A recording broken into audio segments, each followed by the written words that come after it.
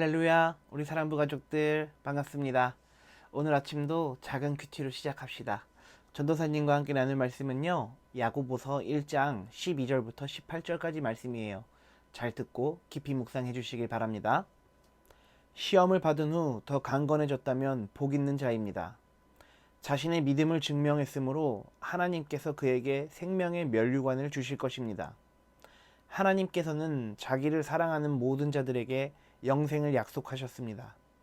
시험 받을 때 하나님이 나를 시험하고 있어 라고 말하지 마십시오. 하나님은 악에게 시험을 받지도 않으시며 사람을 시험하지도 않으십니다. 사람이 시험을 받는 것은 자신의 악한 욕심에 이끌려 유혹을 받기 때문입니다. 욕심은 죄를 낳고 죄는 점점 자라 죽음을 가져옵니다. 아멘. 네, 우리 사랑부 가족들, 오늘 야고보서의 내용은 어제와 마찬가지로 시험에 대한 이야기가 있어요. 왜 그랬을까? 왜 야고보서에는 시험에 대한 이야기가 많이 있을까? 앞쪽에 있는 부분을 한번 살펴보면서 왜 야고보서가 시험에 대해서 반복하며 강조하고 있는지를 한번 알아보도록 하겠습니다. 앞쪽에 있는 구절 한번 읽어보죠. 시험을 받은 후 더 강건해졌다면 복 있는 자입니다. 자신의 믿음을 증명했으므로 하나님께서 그에게 생명의 면류관을 주실 것입니다. 아멘.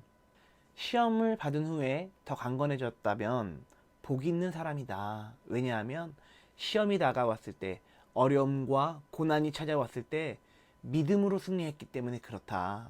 그래서 믿음으로 승리한 사람, 시험을 이겨낸 사람에게는 복이 있다. 이런 이야기를 하고 있죠. 왜 그럴까요? 왜냐하면 우리에게 시험을 이기게 할 수 있는 능력은 없어요. 그러나 우리는 하나님을 믿는 믿음으로 말미암아 이 어려움을 극복할 수 있기 때문에 그래요. 그렇기 때문에 정말로 하나님이 귀히 쓰시는 사람들은 이 시험 가운데서 믿음으로 승리한다라는 것입니다.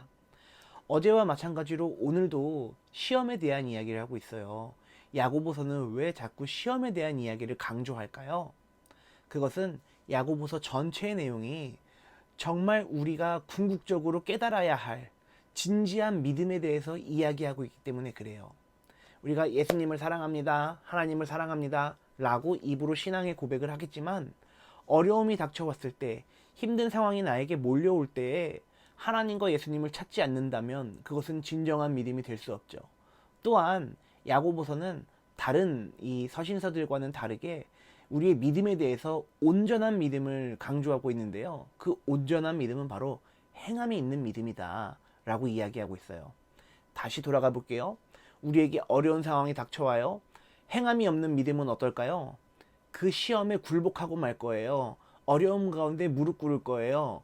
그러나 야고보서에서 말하는 진정한 행함이 있는 사람, 그런 사람이 가진 믿음은 어떤가요? 시험을 믿음으로 승리함으로써 자신의 믿음을 증명한다라는 이야기죠. 우리 사랑하는 사랑부 가족들, 야고보서가 이야기하는 진정한 믿음, 그런 믿음을 가지실 수 있는 저와 여러분들이 다 될 수 있기를 예수님 이름으로 축복합니다. 우리의 믿음이 아직 어린아이와 같고 우리의 믿음이 아직 연약하지만 우리의 날마다 반복되는 신앙생활을 통해서 하나님을 찬양하고 기뻐하고 예배를 드리는 과정 가운데 우리는 궁극적으로 야고보서가 말하는 진정한 믿음의 경지에 이르게 될 것을 저는 믿습니다. 그러니까 우리 사랑부 가족들, 우리 진정한 믿음에 대해서 다시 한번 생각해 보시고 오늘 하루 곰곰이 묵상해 보셔서 내가 이 성경에서 말하는 믿음을 가진 사람이 대한 내용들이 나오는데 내가 그 믿음에 가진 의로운 사람, 그런 사람들과 얼마나 차이가 벌어져 있는가, 또는 얼마나 비슷한 삶을 살아가고 있는가 한번 고민해보는 시간 가지셨으면 좋겠습니다. 이어지는 구절도 한번 읽어보죠. 하나님께서는 자기를 사랑하는 모든 자들에게 영생을 약속하셨습니다. 시험을 받을 때에 하나님이 나를 시험하고 있어 라고 말하지 마십시오. 하나님은 악에게 시험을 받지도 않으시며 사람을 시험하지도 않으십니다. 아멘. 조금 더 깊은 내용이 나오네요. 하나님께서는 자신을 사랑하는 모든 사람들에게 영생을 약속하신다 라고 이야기하고 있어요. 또한 이어지는 구절에서는 내가 하나님께 시험을 당하고 있어, 이런 식으로 생각하지 마라. 왜냐하면 하나님은 악에게 지지도 않으시고 실패하지도 않으시고 또한 우리 인간을 시험하지도 않으신다 라고 이야기를 하세요. 우리가 어려운 상황들이 분명히 있죠. 고난이 분명히 있죠. 우리의 인생 가운데는 당연히 시험과 같은 상황들이 찾아오게 됩니다. 그러나 이렇게 시험이 되는 상황들은 우리 인간의 죄로 말미암아 빚어진 현상이지 하나님이 우리를 테스트해보기 위해서 내리시는 시험이 아니라는 거예요. 다만 그런 어려운 상황 가운데서도 우리가 진짜 예수 믿는 사람이라면, 진짜 하나님 믿는 사람이라면, 진짜 영생을 선물 받은 사람들이라면 그 시험을 믿음으로 넉넉히 승리할 것이다 라고 이야기하고 있는 것이죠. 대단하지 않아요? 오늘 성경의 말씀은 우리에게 다시 한번 믿음으로 도전할 것을 이야기하고 있습니다.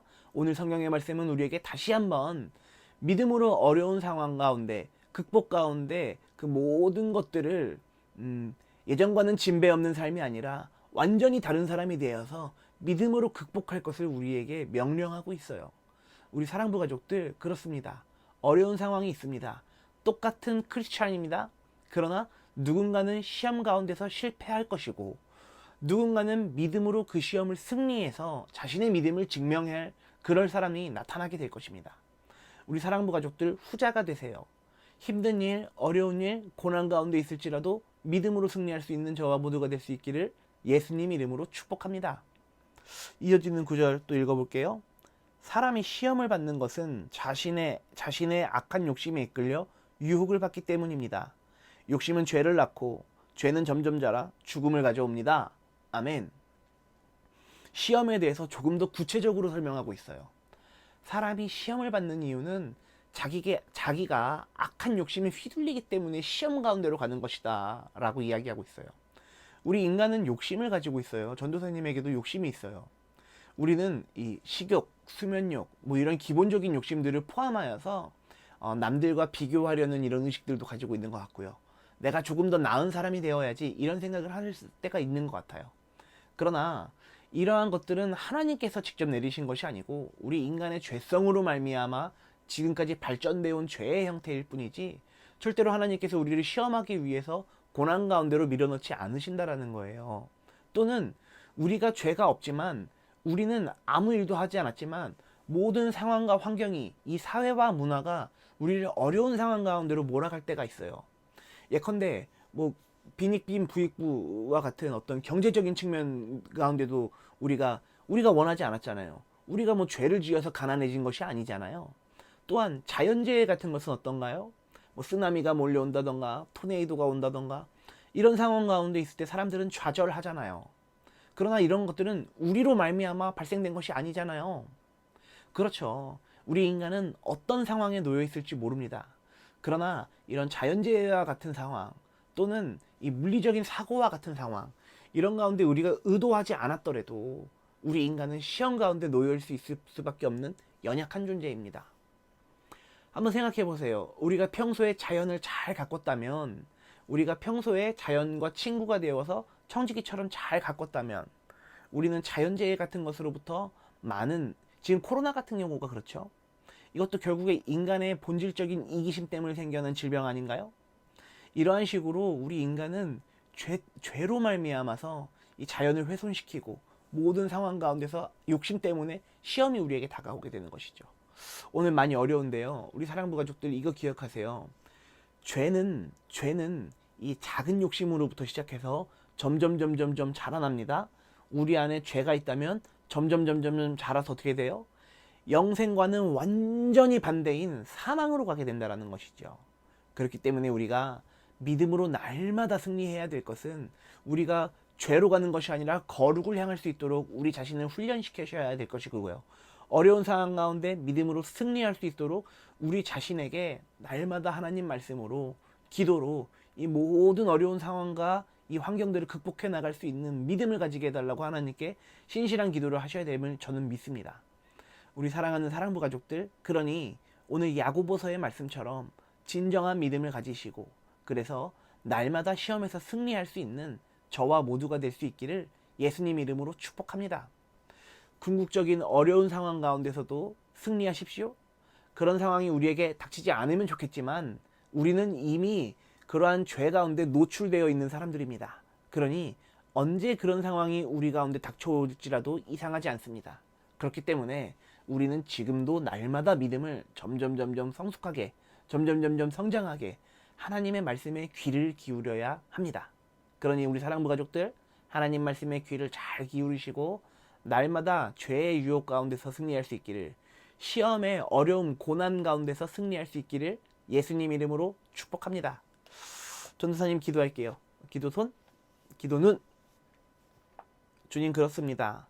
야고보서가 우리에게 말하는 시험이 우리가 믿음으로 승리할 수 있도록, 우리가 믿음으로 이 모든 어려운 상황과 환경 가운데 기필코 승리할 수 있도록 우리를 승리로 이끈다는 것을 배우고 있습니다. 사랑하는 하나님, 우리에게 날마다 새로운 믿음 더해 주시옵소서. 성령의 선물인 믿음으로 모든 어려운 상황과 환경 가운데 승리할 수 있는 지혜 더해 주시옵소서. 자연재해나 어려운 상황, 지금의 시국과 같은 힘든 일이 우리 가운데 있습니다. 왜냐하면 우리는 죄에 노출되어 있기 때문에 그렇습니다.